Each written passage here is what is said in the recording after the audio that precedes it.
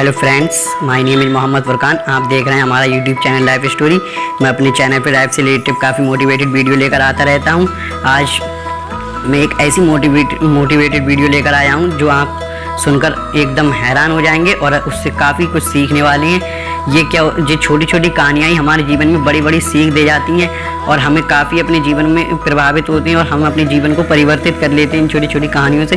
तो हमें अच्छा भी लगता है इन कहानियों से सुनकर, हम काफ़ी मोटिवेटेड होते हैं। तो आइए, आज की जो कहानी मैं लेकर आया हूँ बहुत ज़बरदस्त कहानी है। आप बस उस कहानी को एक बार पूरा सुनना।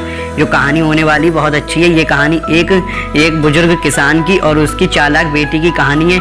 कि आइए कहानी को शुरू करते हैं। क्या होता है कि एक किसान होता है, वो बहुत गरीब होता है और उसके पास पैसा नहीं होता है, तो वो गांव में ही एक जमींदार से पैसे कर्ज पे ले लेता है और अपनी खेती करता है। तो क्या होता है, काफ़ी दिन हो जाते हैं तो वो जमींदार उसके घर आता है, बहुत गुस्से में होता है। उससे कहता है, तुमने अभी तक मेरे पैसे वापस क्यों नहीं किए हैं? तो वो किसान कहता है कि नहीं महाराज, हम पैसे वापस कर देंगे आपके। क्या था, थोड़े पैसे थे तो वो हमने अपनी खेती किसानी में लगा दिए थे, बाकी पैसे हम आपको जल्द ही लौटा देंगे। जब हमारे खेत में फसल उग जाएगी तो उसको बेचकर हम आपके एक आध साल में पैसे वापस कर देंगे।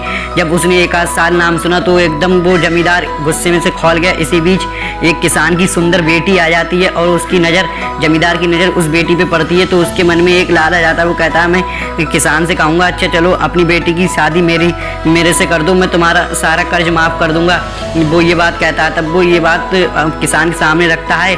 तब वो किसान और बेटी दोनों सुनते होते हैं। तो वो कहते हैं नहीं। तो वो जमींदार उसे गांव के मुखिया के पास लेकर जाता है, किसान और उसकी बेटी को, और सारी बात मुखिया को बताता है कि मेरे पैसे आ रहे थे ऐसे ऐसे और ये नहीं देना, तो मैं इनसे कह रहा हूँ कि बदले में तुम अपनी बेटी की शादी मेरे से कर दो, मैं इनका सारा कर्ज माफ़ कर दूंगा। तो वो मुखिया कहते हैं नहीं, इसका तो फैसला लड़की की किस्मत ही करेगी कि अगर शादी होगी आपसे नहीं। तो बोले, वो कैसे? बोले, एक थैले में यहाँ ये कुछ पत्थर पड़े हुए हैं, काले और सफ़ेद। इन दो पत्थरों को अपने थैले में रखिए और इन पत्थरों को लड़की पत्थर निकालेगी। अगर पत्थर काला निकला तब आप लड़की की शादी आपके साथ होगी और मुखिया और गांव के किसान का सारा कर्ज माफ़ कर दिया जाएगा। और अगर पत्थर सफ़ेद निकलता है तब लड़की की शादी आपके साथ नहीं होगी और कर्ज भी आपको माफ़ करना पड़ेगा।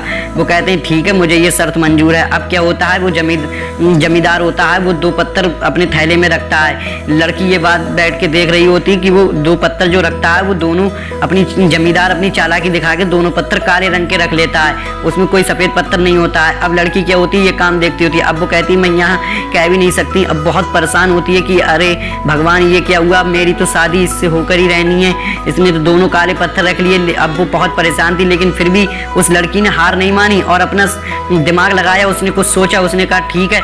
अब वो मुखिया कहते हैं, चलो, लड़की से कहते हैं, चलो अब तुम इस पत्थर को निकालो। अगर तुम, वो उसको शर्त बता देते हैं लड़की को, यद्यपि अगर तुम काला पत्थर निकालती हो तो तुम्हारी शादी जमींदार से होना तय है और तुम्हारे पिता का सारा कर्ज माफ़ हो जाएगा। और अगर वो लड़की कहती है, वो जमींदार कहता है, अगर तुम यद्यपि सफ़ेद पत्थर निकालती हो तो तुम्हारी शादी भी इस जमींदार से नहीं होगी और तुम्हारे पिता का सारा कर्ज माफ़ हो जाएगा। अगर तुम्हें शर्त मंजूर है तो पत्थर निकालिए। लड़की अपने पिता का उदास चेहरा देखती है और वो कहती है, मुझे ये शर्त मंजूर है, मैं पत्थर निकालने को तैयार हूँ। लेकिन दुख की बात ये थी कि उसमें जो पत्थर था वो दोनों ही काले थे, उसमें सफ़ेद पत्थर नहीं था। लेकिन फिर भी लड़की ने अपने दिमाग का इस्तेमाल किया। लड़की परेशान तो थी लेकिन उसने अपने दिमाग का इस्तेमाल किया। उसने थैले में हाथ डाला और एक पत्थर निकाला और बहुत दूर उस पत्थर को फेंक दिया और चीख कर बोली, मुखिया जी, मैंने पत्थर फेंक दिया है, ये मेरी गलती थी। लेकिन आप इस पत्थर से ये अंदाज़ा लगा सकते हैं कि अब जो बैग में, जो थैले में जो एक दूसरा पत्थर बचा है,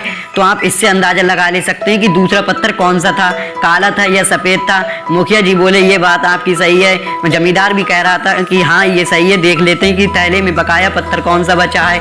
जो पत्थर बचा होगा वो समझ लो उसके विपरीत पत्थर लड़की ने फेंक दिया है। लड़की बहुत होशियार थी, लेकिन उसमें जब जमींदार ने हाथ डालकर, मुखिया ने हाथ डालकर पत्थर निकाला थैले में से, यद्यपि वो पत्थर काला निकला, तो आप समझ गए होंगे कि उस लड़की ने इतनी दुख के साथ भी अपने उसमें काफ़ी दिमाग का इस्तेमाल किया और वो लड़की आखिर कामयाब हो गई। हंसते हुए अपने पिता का चेहरा देखती है। मुखिया ने कहा कि लड़की ने यद्यपि सफ़ेद पत्थर फेंका है तो लड़की की शादी आपके साथ नहीं होगी और पिता का सारा कर्ज माफ़ कर दिया जाए। अब जो जमींदार था वो हक्का बक्का वहीं खड़ा रह गया और सारे गाँव के लोग प्रसन्न हुए उस लड़की से कि उसने अपने पिता का कर्ज बचा लिया।